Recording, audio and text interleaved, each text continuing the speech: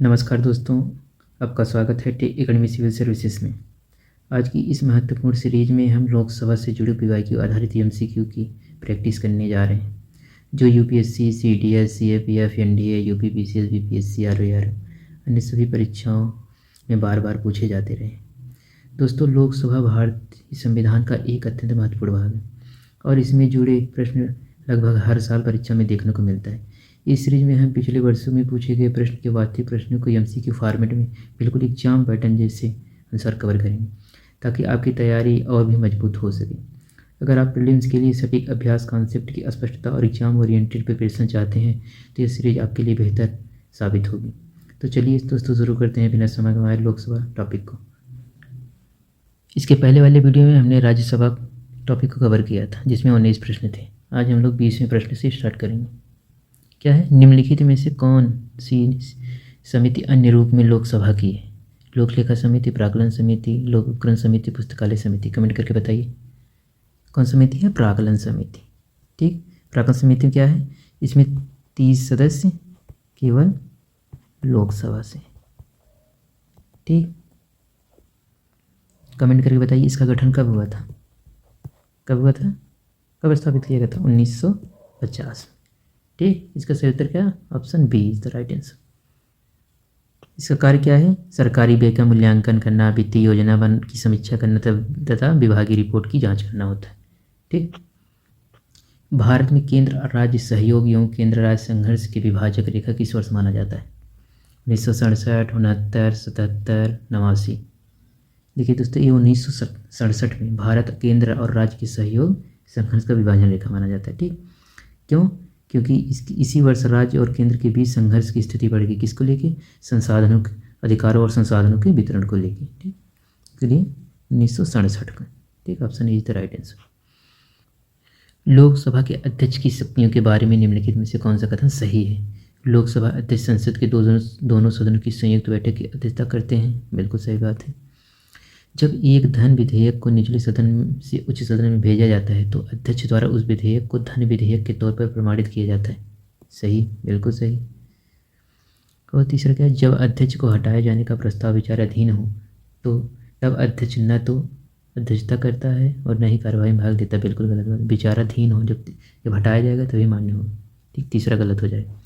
मतों की समानता के अलावा अध्यक्ष सदन में मतदान नहीं करते।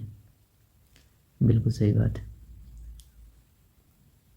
ठीक, जब मत समान रहेगा तभी कर सकते हैं, उसके अलावा मतदान नहीं करेंगे। क्या हो जाएगा? 1, 2 और 4 सही। 1, 2, 4 किस में है? Option C is the right answer. ठीक, लोकसभा अध्यक्ष और पदावधि कौन कौन है? मनोहर गजानन जोशी।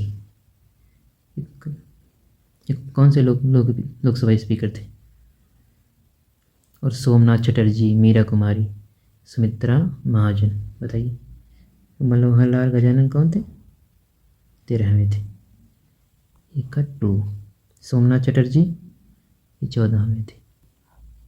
ठीक, मीरा कुमारी बताइए कमेंट करके, ये 15वीं थी। ठीक, सुमित्रा महाजन 16वीं। ठीक, आप लोग कमेंट करके बताइए 17वीं और 18वीं लोकसभा स्पीकर कौन है? इसका क्या हो जाएगा? 1, 2। 1, 2 किस में है? 1, 2 इसमें है, तो ये दोनों ऑप्शन गलत हो जाएंगे। 1, 2 बी का फर्स्ट, 1, 2 बी का first. Option A is the right answer. ठीक, लोकसभा के अध्यक्ष को प्राप्त है। बताइए, लोकसभा के अध्यक्ष को प्राप्त है केवल समान मत होने की स्थिति में मतदान करने का अधिकार, या सदन के अन्य सदनों की भांति मतदान करने का अधिकार, 2 मताधिकार एक समान अवस्था में दूसरा समान मत होने पर, या मतदान करने का अधिकार नहीं। क्या है? केवल समान मत होने पर ही मतदान करने का अधिकार है। Option A is the right answer. ठीक, निम्न में से किस लोकसभा ने अपना 5 वर्ष कार्यकाल पूरा नहीं किया था? बताइए, 8वीं, 13वीं, दूसरी, 16वीं। ये उत्तराखंड पीसीएस 2024 क्वेश्चन है। बताइए जल्दी। देखिए दोस्तों, जो दूसरी लोकसभा थी 1957 से 62 तक के, ये अपना कार्यकाल 40 दिन पूर्व ही विघटित हो गई थी। कितना? 40 दिन। ठीक, और 8वां क्या हुआ था? जब 8वीं कार्यकाल अपना 48 दिन पूर्व हो गई थी। 48 दिन पूर्व विघटित हो गई थी। ठीक। और 13वीं क्या थी? 13वीं वाले में 253 दिन पूर्व विघटित हो गई। ठीक। इसमें आयोग ने इसका सही उत्तर क्या माना था? 13वीं, मतलब सर्वाधिक, मतलब सबसे ज़्यादा, सबसे पहले कौन विघटित हो गई थी? Option B is the right answer. Lok Sabha के अध्यक्ष के संबंध में निम्न में से कौन सा कथन सही नहीं है? पहला है, अध्यक्ष पद ग्रहण करते समय 6 महीने के भीतर सदन के सदस्य बनना चाहिए। बी है, जब तक वह सदन का सदस्य तब तक अध्यक्ष रहता है। सी है, अध्यक्ष लोकसभा के भंग होने पर भी अपने पद पर बना रहता है। डी वाला क्या है, अध्यक्ष को लोकसभा के सदस्यों द्वारा हटाया जा सकता है। बताइए कमेंट करके। क्या बचा, कौन सा सही नहीं है? पहले क्या है, अध्यक्ष अपने पद ग्रहण करते समय 6 महीने के भीतर सदन का सदस्य होना चाहिए। बिल्कुल गलत बात है। सदन का सदस्य ही अध्यक्ष चुना जाता है। इसमें आर्टिकल 93 में प्रावधान है कि सदन का सदस्य ही एक अध्यक्ष के रूप में चुना जाता है। क्या पहला गलत हो जाएगा? Option A is the right answer. ठीक। निम्नलिखित कथनों पर विचार कीजिए, उत्तर बताना है कौन सा सही उत्तर है। क्या है, भारत के संविधान में अविश्वास प्रस्ताव का उल्लेख नहीं है। बिल्कुल सही बात है, अविश्वास प्रस्ताव का उल्लेख नहीं है। दूसरा क्या है, अविश्वास प्रस्ताव संसद के किसी भी सदन में लाया जा सकता है। नहीं, केवल लोकसभा में, लोकसभा में केवल। ठीक। दूसरा का गलत हो गया। धन विधेयक संसद के किसी भी सदन में लाया जा सकता है। नहीं, लोकसभा, इसका भी लोकसभा में केवल। तीसरा भी गलत हो जाए।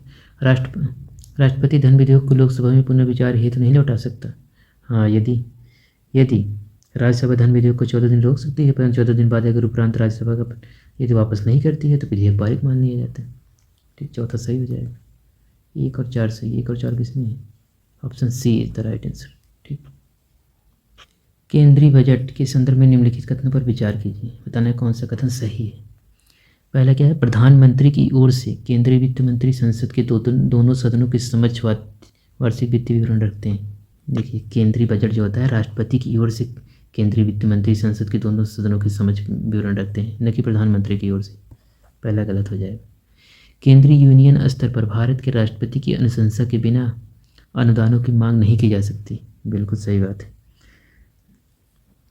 देखिए, प्राक्कलनों में काव्य जो अनुदान मांग के रूप में संसद द्वारा उसके मूल्यांकन हेतु प्रस्तुत किया जाएगा और अनुदान की मांग के लिए पूर्व राष्ट्रपति की सिफारिश आवश्यक है।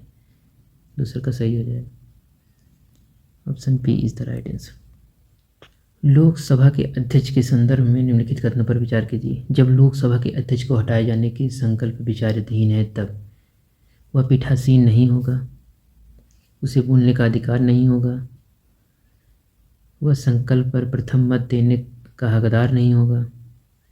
बताइए कमेंट करें कौन सा कथन सही है, बताना है। देखिए, जब अध्यक्ष को उसके पद से हटाने का कोई संकल्प लोकसभा में विचाराधीन है, तब उसे लोकसभा में बोलने और उसकी कार्यवाही में भाग लेने का अधिकार होगा और वह आर्टिकल 100 के अंतर्गत किसी बात को होते हुए भी इसी संकल्प या इसी कार्यवाही के दौरान अन्य विषय पर मत देने का हकदार भी होगा, किंतु मत बराबर होने की दशा में मत देने का हकदार नहीं होगा। ठीक, इसलिए क्या हो जाएगा, दूसरा और तीसरा गलत हो जाएगा। पहले क्या है, वह पीठासीन नहीं होगा। बिल्कुल सही बात है कि जब अध्यक्ष उसके पद से हटाने की संकल्प विचाराधीन है तो अध्यक्ष या जब उपाध्यक्ष पद से हटाए जाने का संकल्प होता है विचाराधीन, तो वह पीठासीन नहीं होगा। ठीक, ऑप्शन ए इज राइट। केवल एक, पहला आंसर सही है, ऑप्शन ए। दल बदल के आधार पर लोकसभा के किसी भी सदस्य की निर्भरता से संबंधित किसी प्रश्न का निर्णय किसके द्वारा किया जाता है? राष्ट्रपति द्वारा, लोकसभा अध्यक्ष द्वारा, भारत के उच्च न्यायालय द्वारा, संबंधित राजनीतिक दल द्वारा। देखिए, दल बदल परिवर्तन के आधार पर लोकसभा किसी भी सदस्य की निर्भरता संबंधित निर्णय लोकसभा अध्यक्ष करता है। आप लोग बताइए, दल बदल कानून किस संविधान संशोधन द्वारा लाया गया था? किसमें? 52वां संविधान संशोधन 52 कब आया था? 1985 में। ठीक, 10वीं अनुसूची जोड़ी गई थी, 10वीं अनुसूची। कौन करता है? लोकसभा अध्यक्ष। Option B is the right answer. ठीक, निम्नलिखित में से पहला समसामयिक अध्यक्ष कौन था जो सर्वसम्मति से लोकसभा का अध्यक्ष निर्वाचित हुआ था? रवि रे, हरीन मुखर्जी, सोमनाथ चटर्जी, PN संगमा कौन था?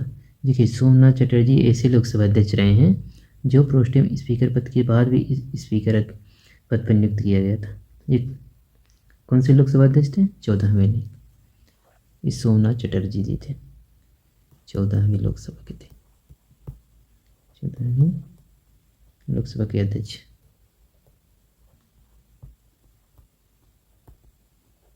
ठीक, option C is the right answer. संविधान के अनुच्छेद 110 के अनुसार धन बिल के बारे में क्या कहती है? भारत के प्रधानमंत्री द्वारा किया गया खर्च, प्रधानमंत्री द्वारा में, ये गलत बात है। किसी कर का अधिरोपण, उत्पादन, परिहार, परिवर्तन, विनियमन। ठीक, देखते हैं। भारत की संचित निधि से धन विधेयक का विनियोगन, सही है। भारत की संचित निधि या आकस्मिक निधि की अभिरक्षा एक ऐसी किसी निधि में धन जमा करना या उससे धन निकालना, बिल्कुल सही बात है। पहला गलत हो जाएगा, पहला एक कर दिए, एक दो कर दिए, और क्या है तीसरा और दूसरा और चौथा सही है। तीसरा और चौथा कौन है? तीसरा चौथा, option A is the right answer. ठीक, निम्नलिखित पर विचार कीजिए। यमे अयंगार, जी ढिल्लो, बलराम झाखड़, पी ए संगमा, इनमें से कितने लोकसभा अध्यक्ष रहे? बताइए कमेंट करें। ये चारों थे। ठीक, लोग कमेंट करके बताइए लोकसभा के प्रथम अध्यक्ष कौन थे। ठीक, यमन अयंगार को देखें तो इनका क्या था? इनका 2 कार्यकाल था, 1956 से 57 तक फर्स्ट, और दूसरा था कब? 1957 से 62 तक। ठीक, और जी ढिल्लो को बताइए, इनका था 1969 से 71, और दूसरा कार्यकाल कौन था? 1971 से 75 तक थे। और बलराम झाखड़ थे 1980 से 85 तक, और दूसरा कार्यकाल इनका था 1985 से 89।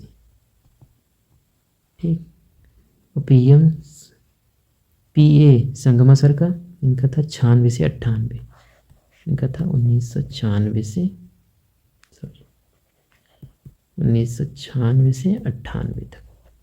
ठीक, चारों लोकसभा अध्यक्ष रहे। Option D is the right answer.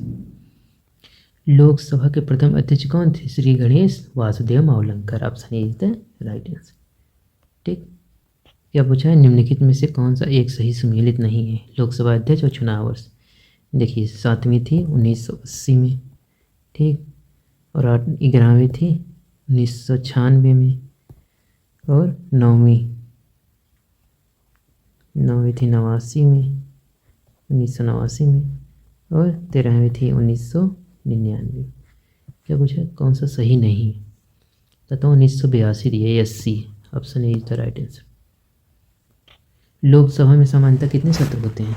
कितने होते हैं? 3 सत्र होते हैं। कौन कौन? एक होता है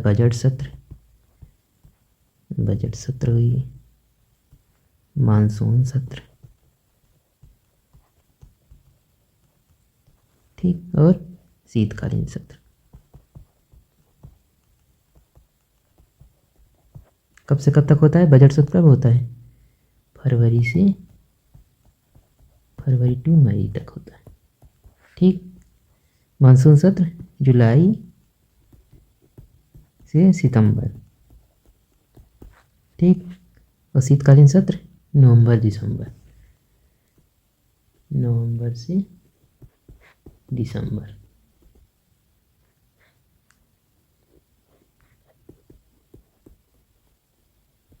ठीक, कमेंट करके बताइए दोनों सत्रों के बीच कितने माह से ज़्यादा का अंतराल नहीं होना चाहिए? बताइए जल्दी। निम्नलिखित में से कौन सी लोकसभा की अन्य शक्तियां हैं? आपातकाल की उद्घोषणा का अनुसमर्थन करना,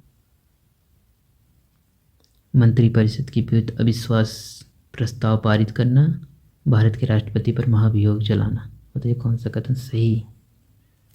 यूपीएससी 2022 का क्वेश्चन। देखिए, पहले क्या आपातकाल की उस घोषणा का अनुसमर्थन करना। देखिए, आपातकाल के उस घोषणा का अनुसमर्थन संसद द्वारा होता है, यानी लोकसभा राज्यसभा दोनों सदनों का योगदान होता है, न कि केवल लोकसभा का होता है। ठीक, ऑप्शन ए गलत, पहला गलत हो जाएगा। मंत्रिपरिषद के विरुद्ध अविश्वास प्रस्ताव पारित करना तथा भारत के राष्ट्रपति पर महाभियोग चलाना, बिल्कुल सही बात है, दूसरा का सही हो जाएगा, B is the right answer. Lok Sabha में केंद्र शासित क्षेत्रों में सर्वाधिक प्रतिनिधित्व हो सकता है। केंद्र शासित क्षेत्रों का मतलब कितना सीट, लगभग 20 वही था, 90 + 2 था, जिसमें राष्ट्रपति दो नाम निर्देशित कर सकते हैं। आप लोग कमेंट करके बताइए कि संविधान संशोधन द्वारा जो आंग्ल भारतीय समुदाय 2 सदस्य मनोनीत किए जाते हैं उन्हें स्थगित कर दिया गया। और वर्तमान समय में लोकसभा में पूरा सीटों की संख्या कितनी है बताइए जल्दी। देखिए, 104 में संविधान संशोधन द्वारा हटा दिया गया और पूरे कितने हैं सदस्य वर्तमान में 543 सदस्य हैं लोकसभा। ठीक, option B is the right answer. Lok Sabha में अनुसूचित जनजाति के लिए निम्न में से किस राज्य में सर्वाधिक आरक्षित सीटें हैं? बिहार, उत्तर प्रदेश, मध्य प्रदेश, गुजरात। कहाँ है? मध्य प्रदेश में लोकसभा में सर्वाधिक सीटें हैं, कितनी हैं? 6 सीट हैं एमपी में अनुसूचित जनजाति के लिए आरक्षित है, और गुजरात में 4 है, जबकि बिहार और यूपी में कोई आरक्षण सीटें नहीं है, यहाँ कोई जनजाति सीट नहीं है। सर्वाधिक कहाँ है? यहाँ Madhya Pradesh, option C is the right answer. निम्नलिखित में से राज्य और संघ शासित क्षेत्रों के समूह में किसकी लोकसभा सीट केवल एक सीट है? अरुणाचल प्रदेश, सिक्किम, लक्षद्वीप, गोवा, मेघालय, नागालैंड, चंडीगढ़, सिक्किम, मिजोरम, मणिपुर, दादरा नगर हवेली, पुदुचेरी। बताइए, अरुणाचल प्रदेश में कितनी सीट है? 2, सिक्किम में 1, लक्षद्वीप में कितनी है? 1, और गोवा में 2 है, मेघालय में 2 है, नागालैंड में 1, चंडीगढ़ में 1, सिक्किम 1, मिजोरम कितनी है? कमेंट करके बताइए जल्दी। मिजोरम में भी 1 है। मणिपुर में 2, दादरा नगर हवेली 2, पुदुचेरी 1, मणिपुर 2, दादरा नगर हवेली 2, पुदुचेरी। क्या पूछा है? निम्नलिखित में से कहाँ केवल एक सीट है? चंडीगढ़, सिक्किम और Mizoram, option C is the right answer. निम्नलिखित में से किस राज्य में लोकसभा 2 सदस्य निर्वाचित किए जाते हैं? त्रिपुरा, मिजोरम, नागालैंड, सिक्किम। सिक्किम में तो 1 है, नागालैंड में भी 1 है, मिजोरम में 1 है, त्रिपुरा में 2 सीट है, option is the right answer. Uttarakhand में कितने सदस्य लोकसभा के प्रतिनिधित्व करते हैं? 3, 5, 8, 11। देखिए, लोकसभा में उत्तराखंड के 5 सदस्य प्रतिनिधित्व करते हैं। ठीक, और राज्यसभा कितने हैं? लोकसभा 5 हो गए, राज्यसभा के 3 सदस्य, और विधानसभा में कुछ 70 सदस्य। ठीक, option B is the right answer. निम्नलिखित कथनों पर विचार कीजिए। क्या बताना है? कौन सा कथन सही है? पहला क्वेश्चन क्या है? पहली लोकसभा में विपक्ष में सबसे बड़ी राजनीतिक दल स्वतंत्र पार्टी था। पहली लोकसभा की बात कर रहा है। दूसरा क्या है? लोकसभा में नेता प्रतिपक्ष सर्वप्रथम 1969 में मान्यता दी गई। और तीसरा क्या है? लोकसभा में यदि किसी भी दल का न्यूनतम 75 सदस्य न हो तो उसके नेता को नेता प्रतिपक्ष के रूप में मान्यता नहीं मिल सकती। बताना है कौन सा कथन सही है, बताइए कमेंट करके। देखिए, पहली बार जब 1952 में लोकसभा का गठन हुआ था, पहले आम चुनाव में कुल 489 निर्वाचन क्षेत्र में चुनाव आयोजित किए गए थे, जिसमें से क्या हुआ था? कांग्रेस ने 364 सीट कुल मत पड़ी थी, 45% पाकर सबसे बड़ी पार्टी बनी के रूप में उभरी थी, सत्ता में आई थी। ठीक, पहली लोकसभा में कोई भी बच्ची था ही नहीं, तो ये क्या हो जाएगा? पहला गलत हो जाएगा। लोकसभा में नेता प्रतिपक्ष सर्वप्रथम 1969 में मान्यता दी गई, बिल्कुल सही बात है। पहली बार दिसंबर 1969 से सितंबर 1970 के दौरान मान्यता दी गई थी, जब कांग्रेस पार्टी तथा कांग्रेस आर तथा कांग्रेस ओ में विभाजित कर दी गई थी। ठीक, दूसरा का सही हो जाएगा। लोकसभा में यदि किसी दल के न्यूनतम 75 सदस्य न हो तो उस नेता का प्रतिपक्ष की मान्यता नहीं मिलती। नहीं, ऐसा नहीं है। इसमें क्या है? इसमें एक विपक्ष होने के लिए 10वें हिस्से के करीब होना चाहिए, यानी 550 सीटें हैं, 550 में 10 यानी लगभग 55 सीटें होनी चाहिए, न कि 75। और राज्यसभा के लिए राज्यसभा के लिए 250 कर लीजिए, मतलब 25 सदस्य उसमें होने चाहिए और 55 इसमें होने चाहिए, तो तीसरा का भी गलत हो जाएगा, केवल 2 सही है। Option B is the right answer. निम्न संवैधानिक संशोधनों में से कौन सा राज्य उसमें निर्वाचित होने वाले लोकसभा सदस्य की संख्या बढ़ाने से संबंधित है? 6वां और 22वां, 13वां और 38वां, 7वां और 31वां, 11वां और 42वां? बताइए। देखिए, 7वें संविधान संशोधन द्वारा भाषाई आधार पर राज्यों का पुनर्गठन किया गया था। ठीक, इसी के अनुरूप केंद्र और राज्य में विधायिका सीटों का पुनर्व्यवस्थित किया गया था। और 31वें संविधान संशोधन द्वारा क्या किया गया था? लोकसभा सदस्यों की संख्या 525 से बढ़ाकर 545 की गई थी। ठीक, केंद्र के साथ ही प्रदेशों में भी प्रतिनिधित्व 25 से घटाकर 20 कर दी गई थी। तो क्या हो जाएगा? 7वां और 31वां।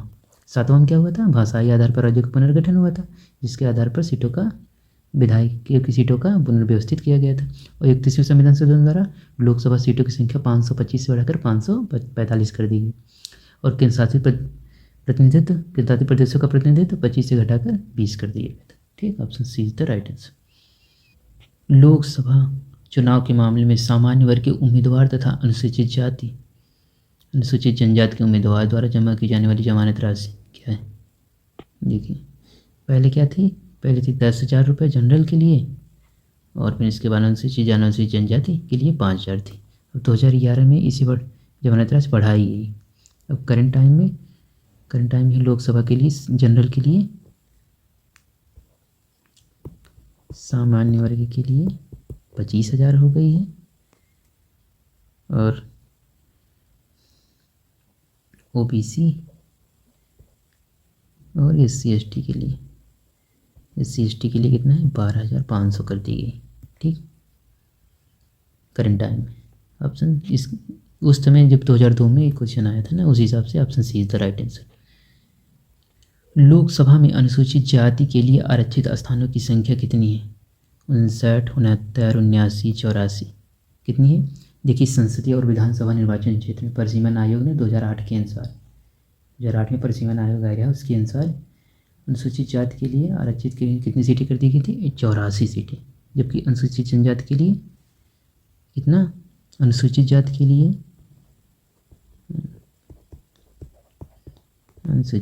लिए 84 कर दी गई थी, और अनुसूचित जनजाति के लिए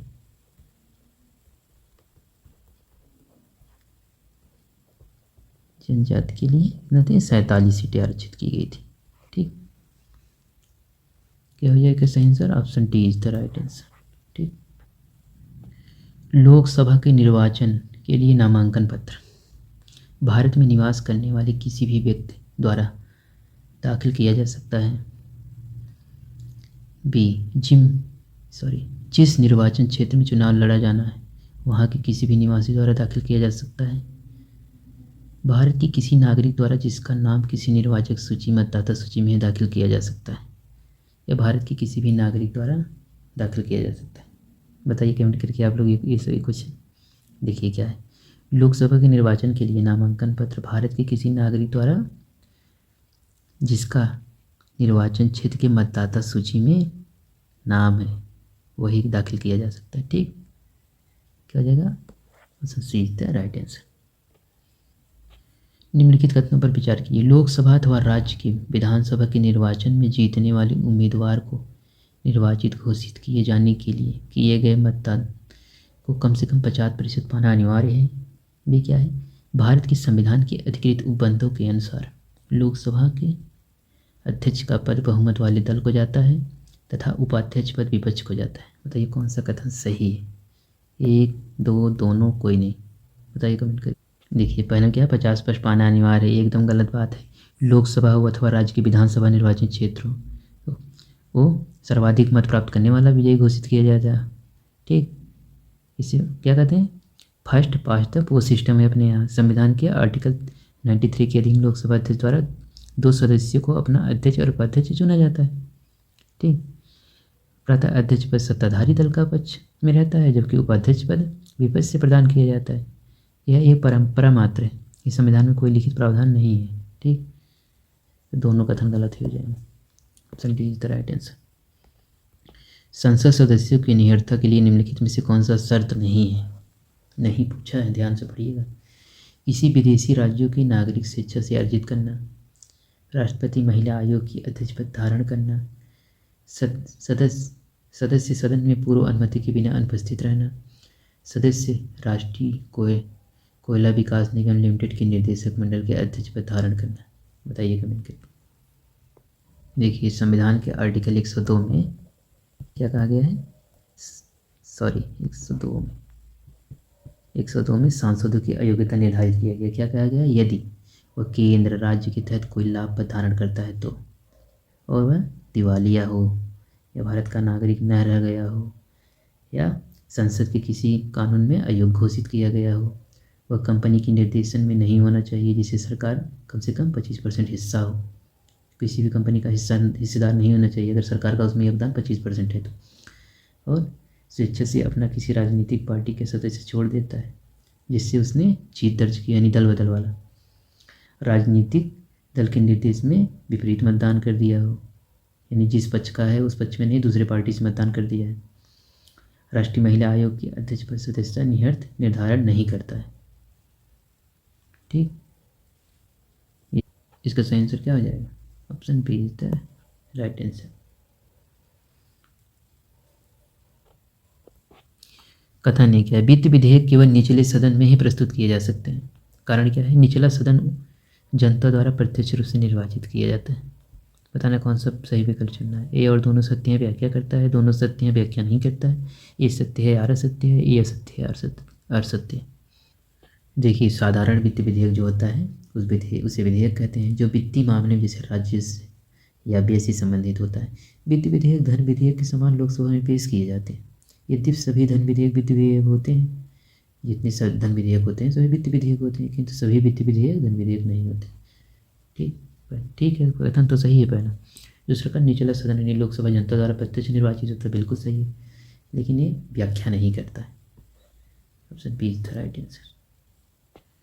लोकसभा में किसी सदस्य के सदन के सदस्य बनने रहने के लिए निर्हित नहीं होता है यदि वह सदस्य जिस राजनीतिक पार्टी दल से निर्वाचित होकर आया वह उसने स्वेच्छा से अपनी सदस्यता छोड़ देता है तो हटा दिया जाएगा। बिल्कुल सही बात है। क्या पूछा, नहीं होता है। जिस राजनीतिक दल से वह सदन में निर्वाचित हुआ था उसे दल द्वारा उसे निष्कासित कर दिया गया है।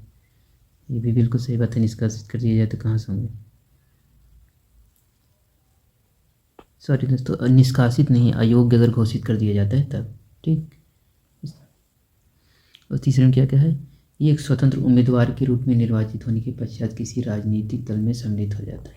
ये भी शर्तें हैं। अपने राजनीतिक दल द्वारा दिए गए निर्देश के विपरीत मतदान करता है, ये भी सही है। इसका सही क्या होगा, निर्हित नहीं होता है, तो किसी दल द्वारा निष्कासित कर दिया जाता है उस दल द्वारा, तो option B is the right answer इसका हो जाएगा। निम्नलिखित कथनों में से कौन सा एक कथन सही है। पहला क्या, केवल राज्यसभा में ही मनोनीत सदस्य हो सकते हैं, न कि लोकसभा में। ठीक, ऐसा कोई प्रावधान नहीं हो सकते भैया, क्यों नहीं हो सकते। राज्यसभा में आंग्ल भारतीय समुदाय 2 सदस्य मनोनीत करने का संविधान में प्रावधान है। बिल्कुल गलत बात है, पहला भी गलत है। किसी मनोनीत सदस्य को मंत्री पद के लिए नियुक्त पर कोई संवैधानिक वर्जना नहीं है, ये सही बात है। मनोनीत सदस्य राष्ट्रपति तथा उपराष्ट्रपति के चुनाव में मत दे सकता है। राष्ट्रपति के चुनाव में मत नहीं दे सकता, गलत बात है। केवल उपराष्ट्रपति के चुनाव में ही मत दे सकता है, राष्ट्रपति में नहीं। ठीक, option C is the right answer. Lok Sabha के कार्यकाल किसी भी परिस्थिति में नहीं बढ़ाया जा सकता है, ऐसा नहीं है। सामान्यतः लोकसभा का कार्यकाल 5 साल होता है। आपात स्थिति में लोकसभा का कार्यकाल 1 वर्ष के लिए बढ़ाया जा सकता है, किंतु यह विस्तार आपातकाल की समाप्ति के 6 महीने तक से ज़्यादा नहीं हो सकता। ठीक, ये पहले एक बार हुआ था 5वीं लोकसभा चुनाव में। ठीक, वही 1971 और 77 के बीच एक समय के लिए 1 वर्ष के लिए बढ़ाया गया था। तो क्या नहीं बढ़ाया जा सकता, बढ़ाया गया था, बिल्कुल गलत। पहला गलत हो जाए, एक बार में 6 महीने के लिए बढ़ाया जा सकता है, नहीं 1 महीने 6 महीने के लिए नहीं, 1 महीने में 1 साल के लिए। ठीक, आपात घोषणा के दौरान 1 वर्ष में 1 साल के लिए बढ़ाया जा सकता है, ये भी सही बात है। लेकिन आपातकाल समाप्ति होने के बाद 6 महीने के बाद समाप्त हो, 6 महीने से ज़्यादा नहीं किया जा सकता। ठीक, आपातकाल घोषणा के दौरान एक बार में 2 वर्ष के लिए बढ़ाया जा सकता है, नहीं 1 वर्ष के लिए। Option C is the right answer. किस लोकसभा के कार्यकाल में लगभग लोकसभा का कार्यकाल 6 वर्ष था? अभी बताए 5वीं लोकसभा में 1971 से 77 के बीच। कब? 5वीं में 1971 से 77 के बीच। ठीक, option A the right. Lok Sabha की अध्यक्ष के संदर्भ में निम्नलिखित कथनों में से कौन सा कथन सही नहीं है? क्या है सही नहीं? उसके पास अनिश्चित काल तक सदन को स्थगित करने की शक्ति है। क्या है? उसके पास अनिश्चित काल तक सदन स्थगित करने की शक्ति है। बिल्कुल सही बात है, स्थगित किया जा सकता है।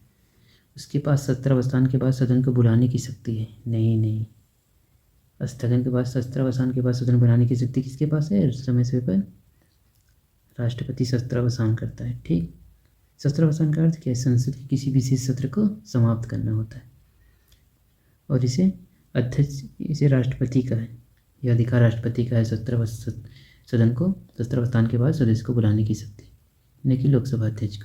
ठीक, दूसरा का गलत हो जाए। सदन के भंग होने के बाद भी तथा सदन की पहली बैठक होने तक वह पद पर बना रहता है। बिल्कुल सही बात है।